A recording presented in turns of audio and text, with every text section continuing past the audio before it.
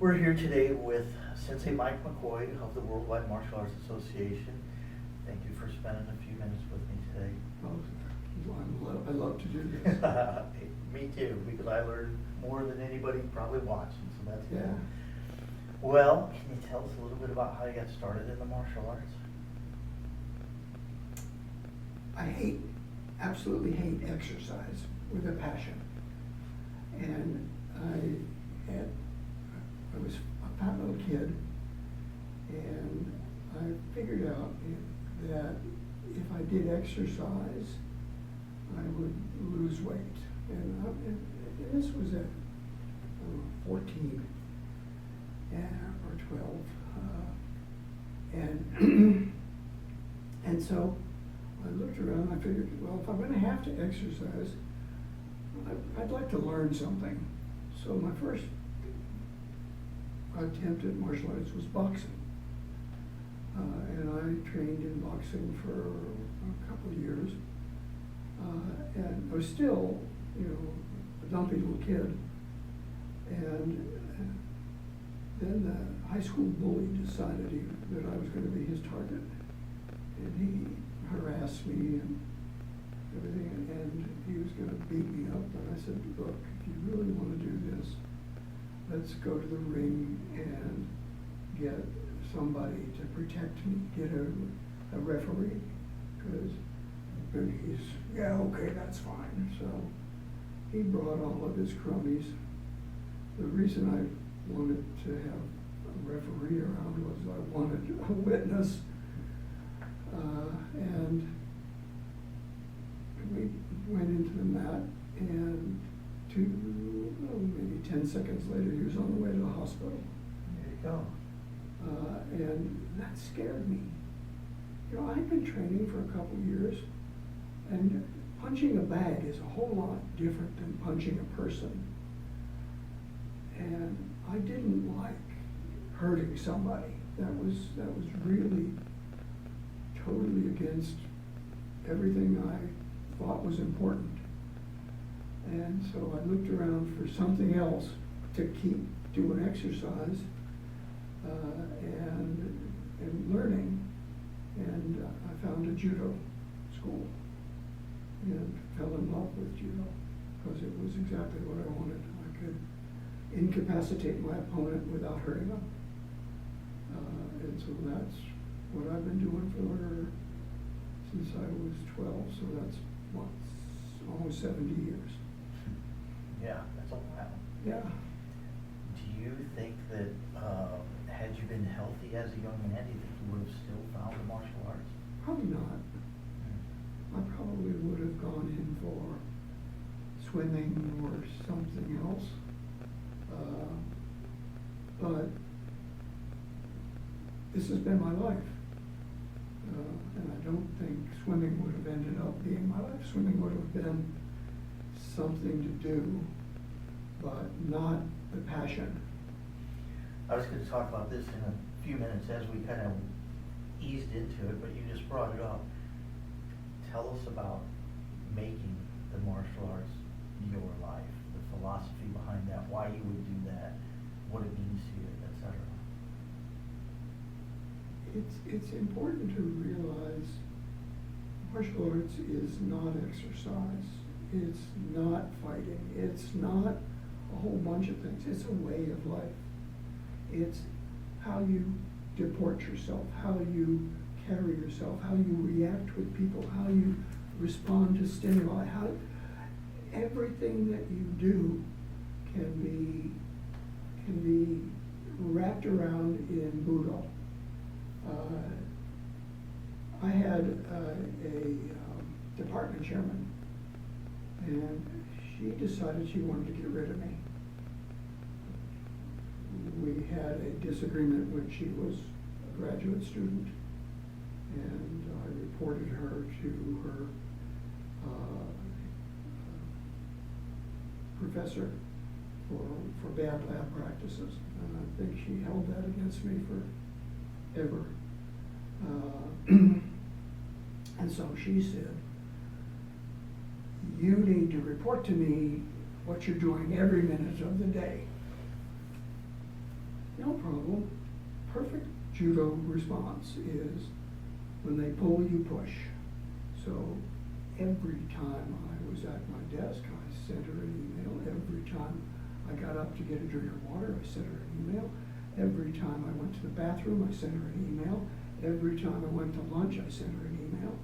So she was inundated with, this is what I'm doing this second. And that went on for 3 weeks until one day she came into my office and she said, where were you at 2 o'clock? You didn't tell me where you were. And I says, I was proctoring an exam that you asked me to proctor. And I didn't think I needed to tell you that.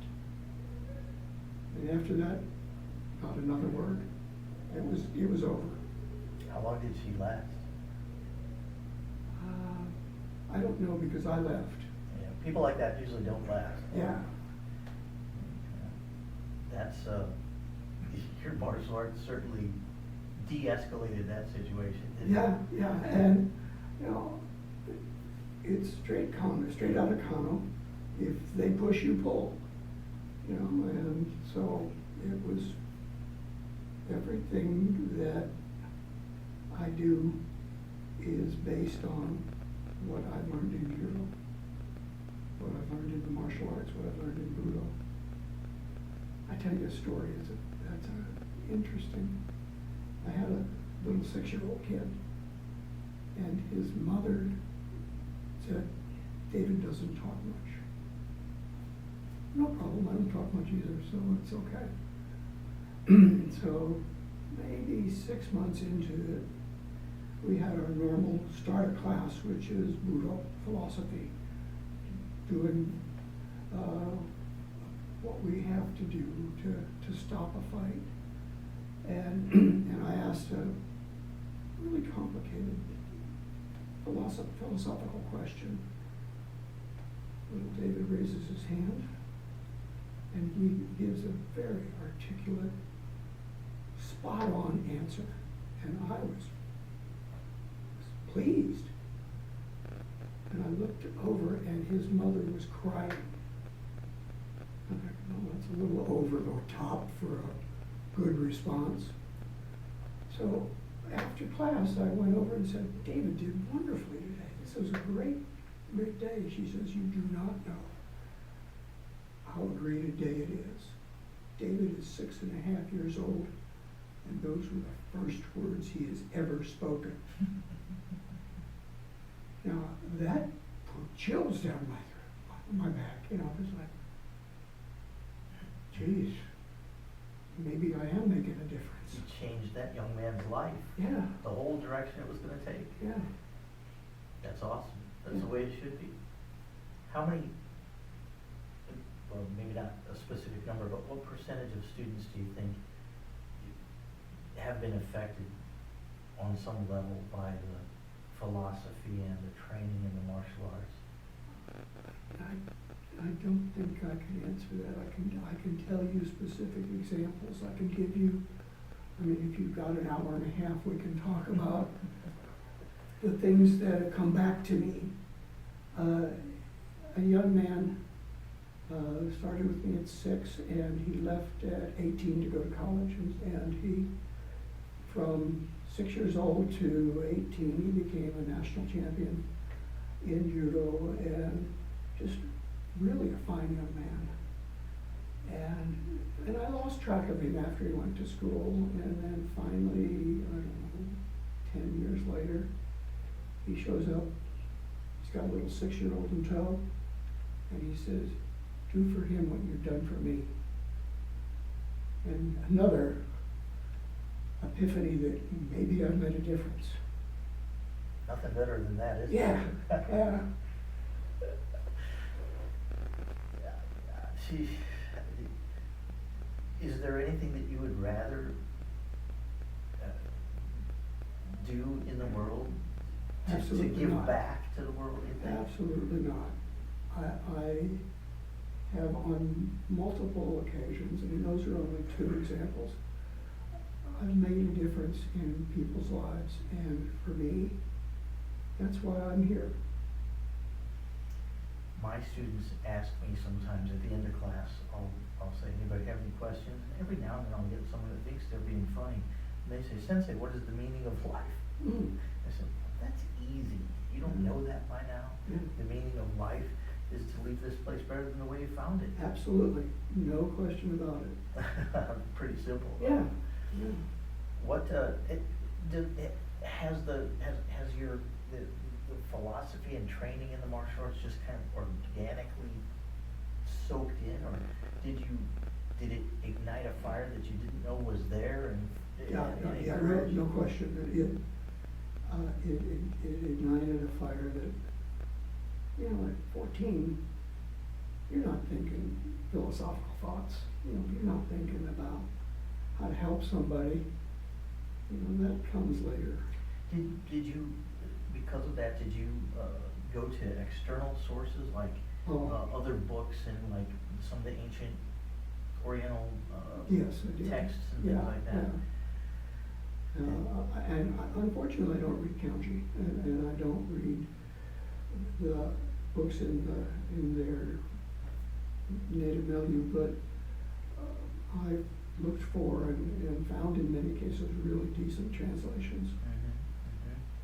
I have never been satisfied with the translations that I see of the classical texts. Yeah, but that's because you can read the classical texts. Well, I can't. I can't read it that well. I mean, it takes me years to translate, but that's why I translate. One of the reasons I haven't been happy with that is because they'll have, for example, the Art of War, they'll have two sentences that says Sun Tzu said, and then it'll have a paragraph, this is the translator's comments. Personally, I don't know about you, but I don't care what the translator thinks. Right. I care what the knowledge that's survived for over 2,000 years, I care about that, not what this guy says. Right. I've always felt too that, and another reason I wanted to translate these myself was because I've always felt that all of these works were translated by scholars, not by warriors. And so just this character here can mean just a road or a path, but to a martial artist it means way more than that. It means a way. The path that you walk throughout your life, it is your way of life. So to translate it from a warrior's perspective is much different. Whenever I translate things, I try to put it in that context to make it more simple to read, because it's always so flowery the way it's actually written. I see it as looking at a treasure through a dirty window. It is, you kind of see what's there, but if you could clean the window, it would make so much more difference. Yeah, and you still have to look really hard, but at least you can see what you're looking for. Right. Yeah, that's good. Do you think that I already know your answer, but for their benefit, do you think that the physical techniques and the improvement to your physical body, do you think that that's as important or less important or more important? No, absolutely, it's as important, because if you cannot walk, if you cannot move, if you cannot function, you're not able to do what you need to do. And that has nothing to do with beating somebody up. That has nothing to do, it has to do with being able to help people, being able to assist a person in learning. I don't know quite how to frame it, but let me back up just a touch. You have a sport, a basketball coach. You have a swimming coach. Both of those people can stand on the edge of the area and tell you what to do. Martial artists don't do that. They get in and do it and demonstrate. And if you can't do that, then you've lost half of what you went into the art for.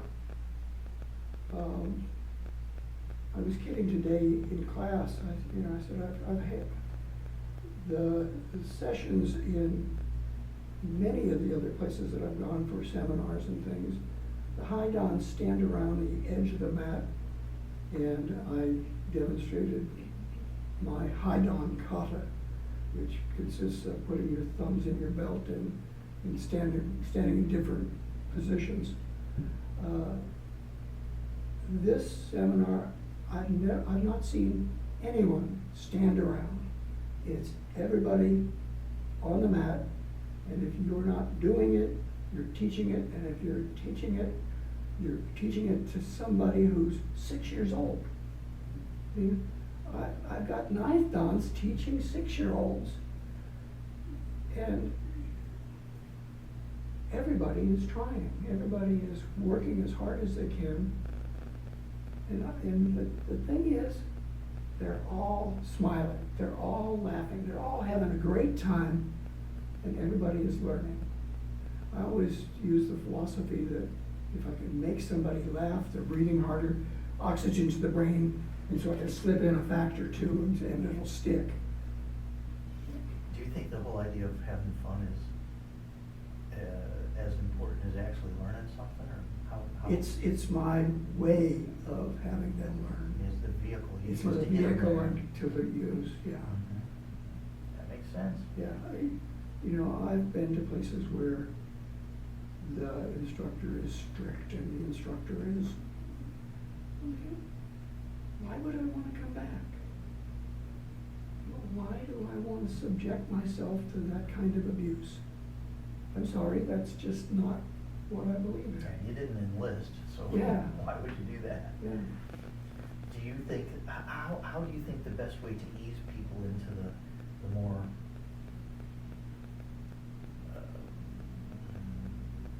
the less obvious parts, the philosophical things, how do you ease Oh, people? I don't ease them in, I throw them in both, just grab them and toss them in the lake. Do they resist? No. Do they not have a clue? Are they baffled and not sure Yeah, what's going on? well, I'll just give you from my perspective, my teacher did that. And quite frankly, at Shodan, I hated it. Come on, old man, show me something I really want to learn. But after I started teaching, I started realizing how important that was and how my teaching reflected his teaching. How I always start my class with, before warm-ups, we sit down, we talk about Buddha, we talk about philosophy, we talk about what it is that's important. And turns out, I teach you to fight so you don't have to fight. I teach you to de-escalate. I teach you to not get into situations. And fighting, for me, is an absolute last resort. And then it's over because I don't tolerate it once I get that past that age. Yeah, you've talked a lot less about anything at the morning brief and then in the afternoon than ever before.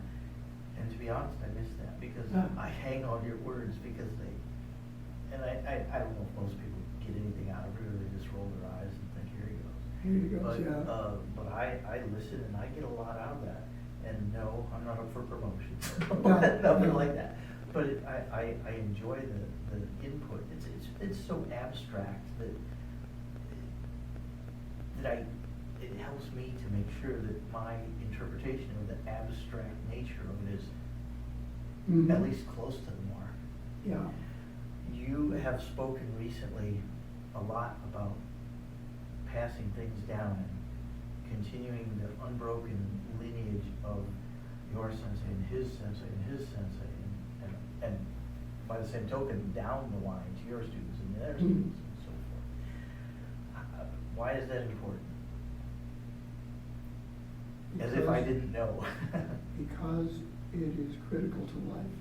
It is critical to society. It is critical to functioning as a human being. I see people without martial arts training.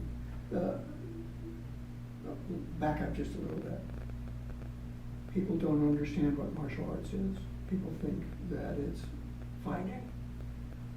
And I married a very nice lady and said one of the first things was the rules in this relationship is I was doing martial arts 30 years before I met you. I'm gonna do martial arts 30 years after you leave. So that's totally out of bounds. You cannot bring that up for negotiation or discussion. If you accept that, then we can start with anything else you want, but martial arts is out of bounds. So then I invited her to a martial arts black tie dinner. I don't want to sit with a bunch of street thugs. Okay. Will you come? Yeah, okay. So we got to our assigned table.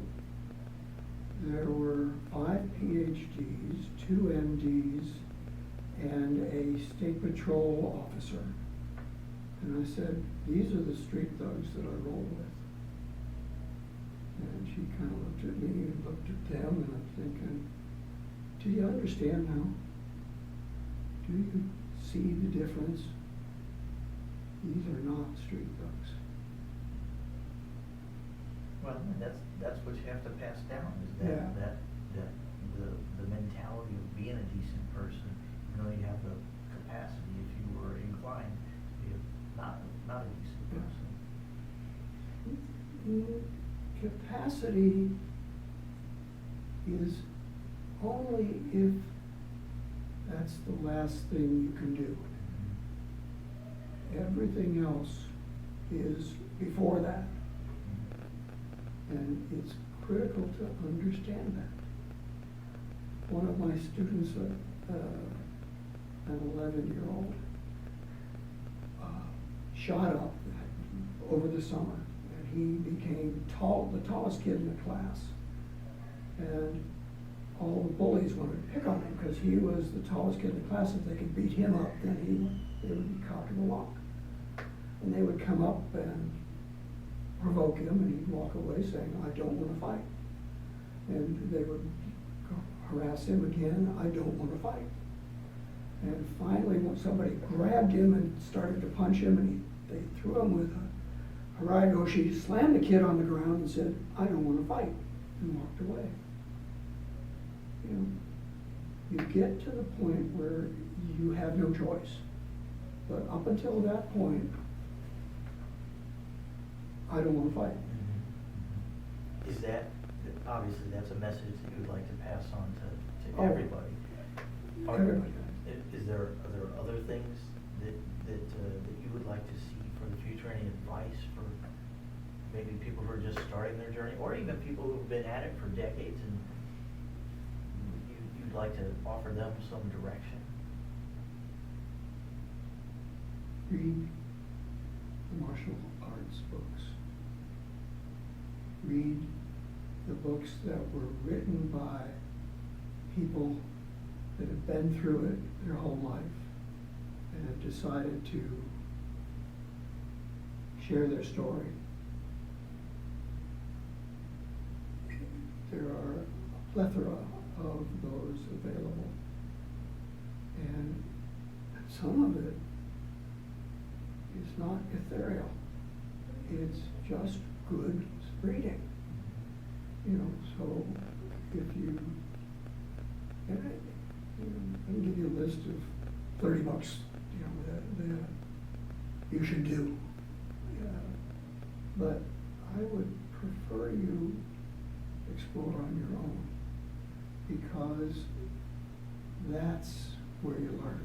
That's where the epiphany comes. That's where you, wow, yeah, I understand that. What you're saying right now reminds me of Phil Porter's story of when he asked Trevor Leggett, why did Bodhidharma come from the West? Yeah. And there, what you're saying reminds me exactly of that. Yep. And it's so true. It took me forever to really understand what really is the significance of that, but it's all very clear to me now. Yeah. I'm not trying to be like the person that has the answer and doesn't want to share. But it makes a difference if you find it, rather than it's handed to you. Yeah, you'll retain it a lot better if you have to find it yourself. Yeah. That's the way it works, unfortunately. Yeah. How about the association? Where would you like to see the association go? What direction? What do you see on the horizon? The association is unique as far as I know. I do understand that there might be some other associations that are more, or that offer similar things to what we do. But we are inclusive. I don't care if you study judo, jiu-jitsu, taijutsu, kung fu, if you are a martial artist, you'll look at what we offer. Because the base of all martial arts is identical. I don't care what you study. It teaches you the same thing if it's a martial arts. If it's not just learn to fight. If it's a martial art, you learn discipline. You learn control. You learn vision. You learn how to control your body. The kicking and striking and punching and all the other stuff is on top of that. And so you've got a base of philosophy. You've got a base of conscious control of a person's passions. Okay, so my cousin's son was taking martial arts, and he wanted to bring me to class. Great, let's see what's going on, let's see. And the teacher was, okay, not stellar, but okay. And after class, he took me by the hand and took me right up to his teacher, and he says, my uncle does martial arts too. And the idiot decided right then and there to do a flying circle kick at my head. I have no idea what prompted him. And so I responded appropriately. I stepped in, swept him, and landed him on his head. I said, what the hell are you thinking? And he says, well, I just wanted to show the class. I says, how'd that work out for you? He says, you should read Sun Tzu. And I walked away. Was it a young guy? Huh? Was it a young Yeah, guy? 26. Yeah, no, I wouldn't expect it to be someone with some maturity too. Yeah. Yeah, that makes sense. But it was just, what the, why did you do that? Well, he had to prove what he was made of. Yeah, And he did. And he did, yeah. Yeah. You just can't fix that kind of stuff. Yeah. And you wonder what he's passing down to his students. Yeah. I would venture to say it's not the same as what you're trying to pass down. Yeah. Well, I definitely appreciate your thoughts. As you know, I'm always trying to push myself forward, always seeking new answers and even new questions and all that kind of stuff. So I definitely appreciate your input and everything that you've done. This old body is. I know you laugh when you hear me say that because I'm 68. You got a couple of years on me, so yeah. I'm 82. What would you do? You wish you were 68, right? Oh, God, yeah. Yeah, at 68, most things still worked. Yeah, and we're at the dojo I'm at, they have a guy teaching an old man's class. He's 43. I about choked when I heard that because I thought, what does he know about being an old man? Right. I'd give a lot to be 43 again. So Yeah. yeah, I understand. Well, it all makes sense. I appreciate it very much. I will endeavor to train more than I sleep. Or at least think about more than you think about anything else. Well, I pointed that out to a guy the other day. He had a minor injury, and so he wasn't, he would drill the techniques, but he wouldn't get out there, like in Brazilian Jiu-Jitsu, he wouldn't spar, what we would call rondo. He wouldn't do that. And he says, so I'm not training today. I said, are you kidding? Yeah. You don't even have to put on your gi to train. Right. All you have to do is just run the things through your mind. But every second of every day should be training. I tell my students, the name of our dojo is Yata no Kagami Dojo. This is Yata no Kagami. It's a mirror that reflects you, but not just the external you, the internal you. It tells you what you really are. What is your personality flawed, et cetera. What can you improve? And I tell them all the time that we rent space at someone else's dojo. We don't actually have our own dojo. But the reason that we still have a separate name for a dojo is, this is the big thing, this is a really critical thing to my students, to me. Your everyday life is your dojo. If you're not learning and training every second of every day, what are you doing? Yep. There's no reason that everything can't be training. And that's my take. So, Yep, absolutely. Yeah. You know, it's, my sensei, we talked about being able to do reps. You know, what we're doing is building a body image and building the muscle memory. Yeah, neural pathways. Yeah, the neural pathways. Interestingly, his take on it was, you don't even have to do the reps. You have to think the reps through. And so, for a particular throw, you have to get it right, because then if you don't get it right, then you learn something wrong.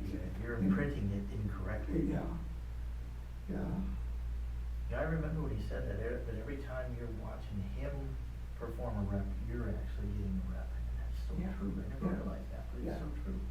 And so learning is not only doing, but thinking and watching, and I can't explain it any better. It's limitless. Everything is learning. Yeah, everything is learning, and what you choose to learn is the important piece. You can learn to be a bad guy. You can learn to be a moron. You can learn to make bad decisions. Or you can learn the opposite. Your choice. I was amazed in the first year after I was Shodan that I probably learned as much in that first year as I did in the previous decade and a half or whatever it was, you know? Yeah. And even today, and I'm sure you will confirm that every single second, like I said, everyday life is your dojo. I learn watching the instructors, I learn watching the kids here. I pick everybody's brain that I can. My mantra is that if you're the smartest person in the room, you're in the wrong room. Right, yeah. I learn from white belts. I learn from everybody I can. I see what they do and I'm thinking, that's interesting. I wonder, and then it goes on. Yeah. There's always more to learn, no matter what. There's always more. Yeah. That I think that that's probably one of the major things that's kept me interested all these years, don't you think? Oh, yeah. Just that Absolutely. it's such an infinite thing. It's exciting to learn new things every minute of every day when you're in the dojo. It's just, you walk in and you take a deep breath because you know it's going to be a ride. I always had difficulty with the 10,000 times, but I actually did it on everything that I wanted to learn. I didn't live long enough to do it on everything, but I picked my favorite throws, I picked my takui gloza, I picked my best counters, and I found out that if I'm doing something for the first time, and I'm going to do it under instruction, don't do it by yourself because the only thing that will do is teach you the wrong way. But under instruction, if I did it with my teacher watching. The first 100 times I did it, I got 1. The second 100 times I did it, I got 2.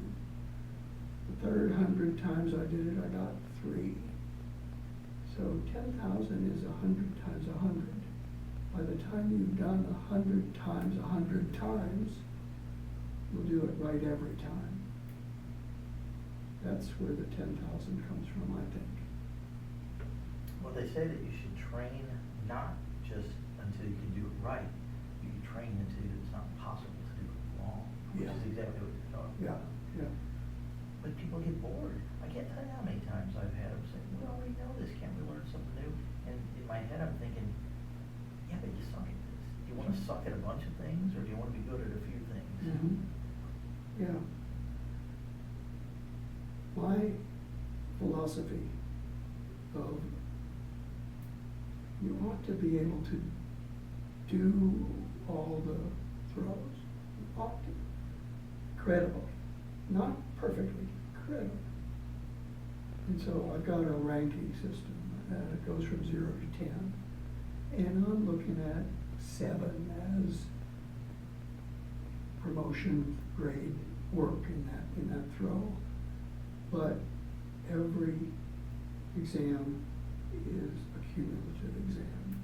So I can ask you to do a throw from before, and it better be better than passing. Yeah. So as you learn, but what you want to do, or what I think you want to do, is you want to learn your Takuiwaza backwards and forwards. You want to know how many different ways you can get into that. You want to know how you can get in there from a counter, how you can get in there from an attack from the front, an attack from the side, so that your Takuiwaza, your favorite throw, is your go-to. I've always thought that for most people, their best throw is their favorite throw. Not And necessarily. it always has been that way for me. Yeah. And I always thought that that's how it would be for other people, but it's not a lot of Yeah, times, just it's like you not. said, it's not. It's not. Yeah. The thing that you have to recognize is you don't know what your best throw is. You have to be told. Okay? And your instructor will determine what your best throw is because he sees the potential of what you are doing and how it would be easier to make you understand what you need to do to make that fluid and perfect, even though you like something else better. If you like something else better, great, study it, have fun with it, but you study your best throw. I got an 8th degree black belt in central Wisconsin. He wanted to learn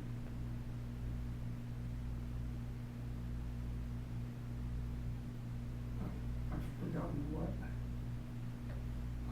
That's what happens when you get old. You forget things. And I said, great. I said, is it your best throw? He says, no, but I want it to be. And I said, show me what you can do. I used to go to seminars and to presentations and show all kinds of Nichikin things. And I would come back a year later and they had forgotten it. You know, and so I came to the conclusion that Nichikin doesn't stick with them. Complicated doesn't stick. What sticks is what they are doing every day. So now I come and say, show me your best move and I'll make it better. And that seemed to work a whole lot better.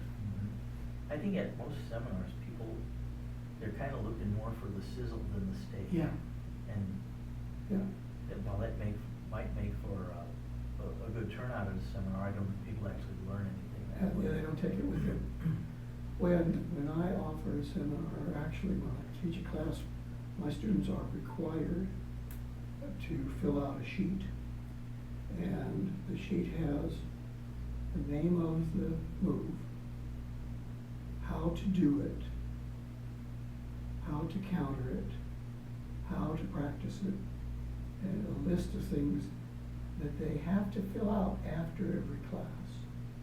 And they don't fill everything out all the time, because one time I'll do the throw, and I won't teach the counter, I'll teach something else. So that they've always got this book. Okay, we did X, Y, Z today. What was different today about X, Y, Z that we did last time?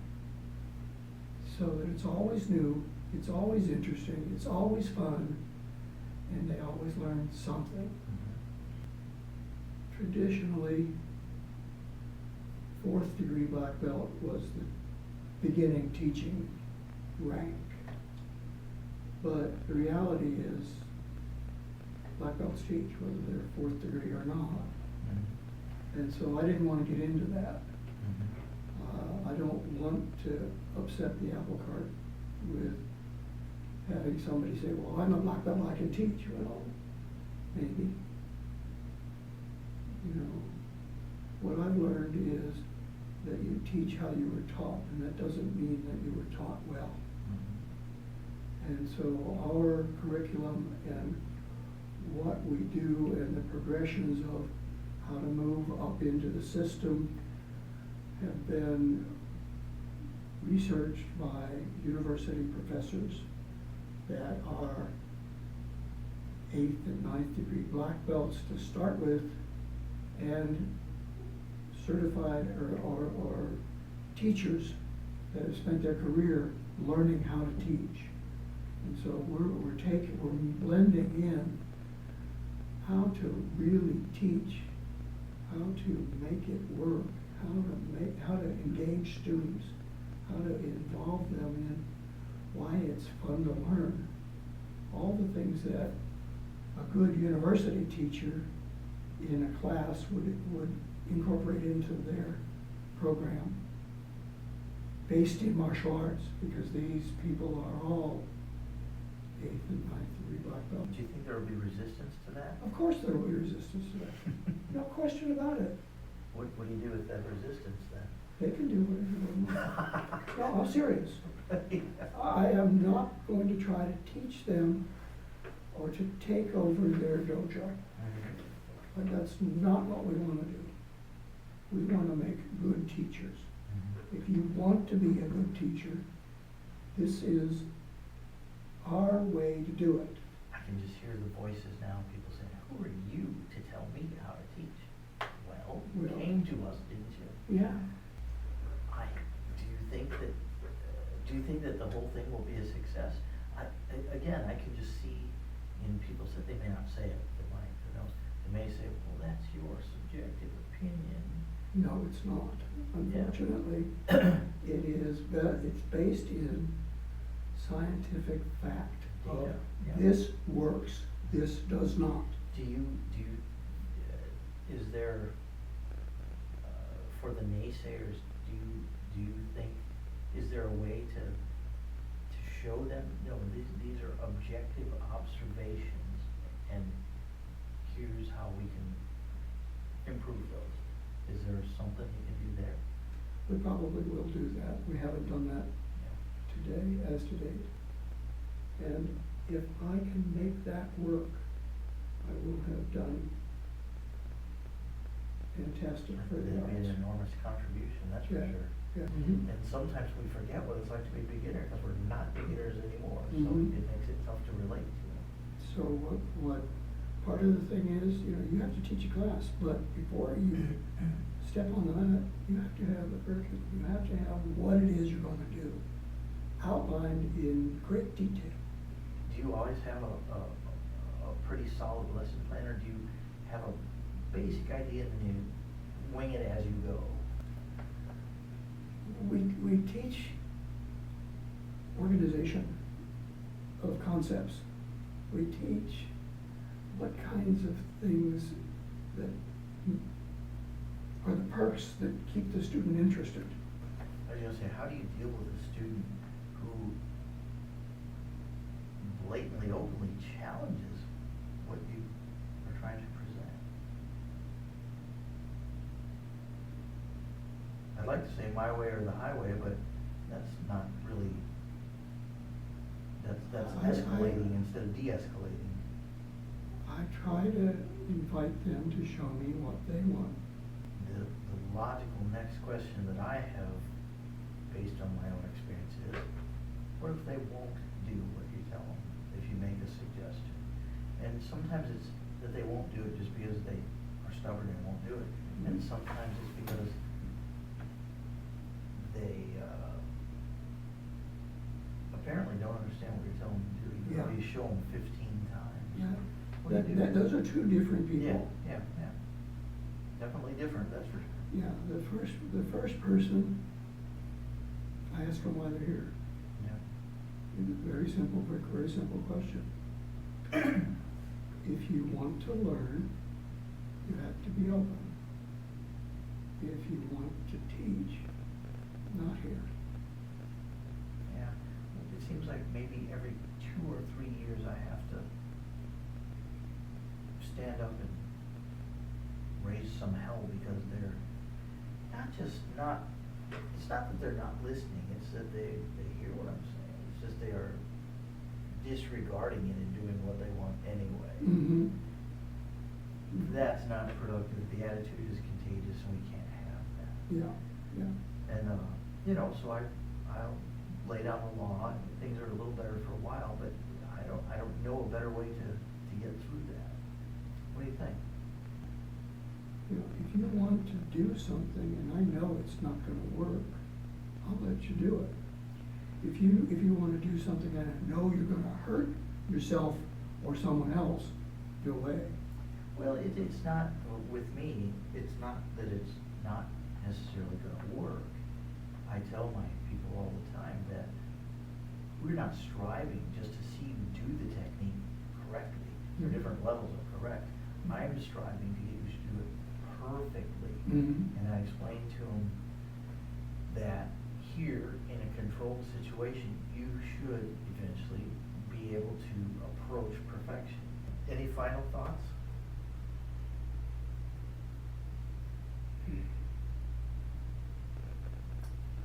Train like nobody's watching. Maso Yama said, train more than you sleep, so Yeah. kind of like that, huh? Yeah.